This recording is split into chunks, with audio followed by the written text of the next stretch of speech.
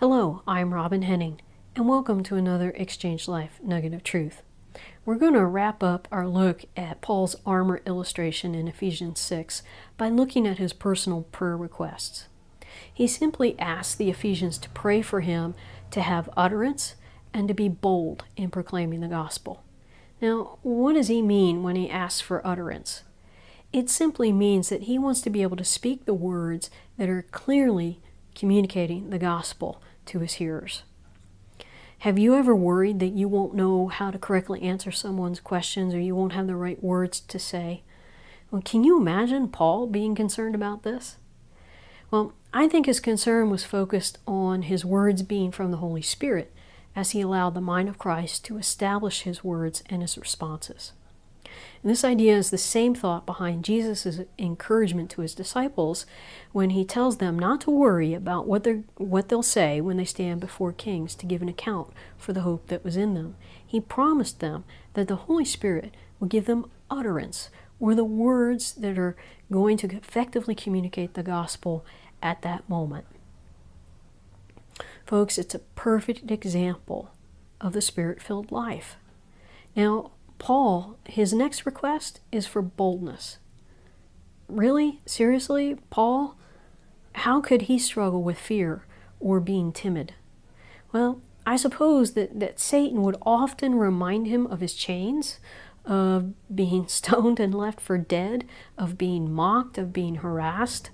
I mean, I'm sure Satan constantly was rehearsing those things in his mind. So if Paul had a moment of weakness of flesh, I would imagine that he might hesitate at sometimes in thinking, do I really need to go through any more of this hardship and this suffering?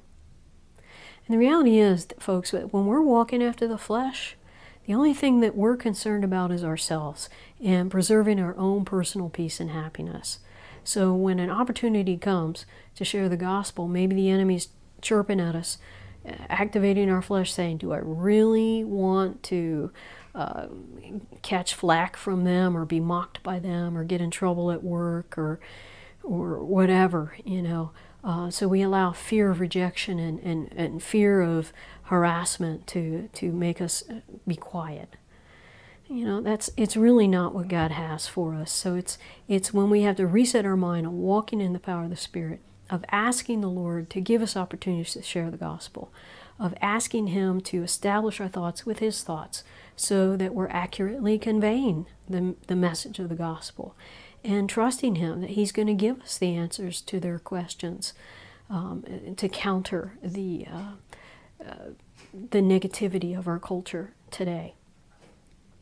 So as we use every element of the armor, as we're equipped with the helmet, the breastplate of righteousness, the belt of truth, having shod our feet with the gospel of peace, that we're taking up the shield of faith and the sword of the Spirit, we're going to be equipped to advance against the enemy's strongholds, the lies that he's established in our culture and in the individuals that we encounter. And the Holy Spirit, as He fills us and speaks through us, He'll give us the words or the utterance, and He'll give us the boldness to go forward and proclaim the gospel and see people come to faith, see believers encouraged, and proclaim truth in a world that is actively trying to throw off truth. So I hope, beloved, that you're going to take time to think about this. I hope it encourages you. I hope it challenges you. And I hope that you're going to ask for opportunities, and I hope that you're going to seek the filling of the Holy Spirit so that He speaks through you with boldness no matter what. Have a blessed day in Jesus.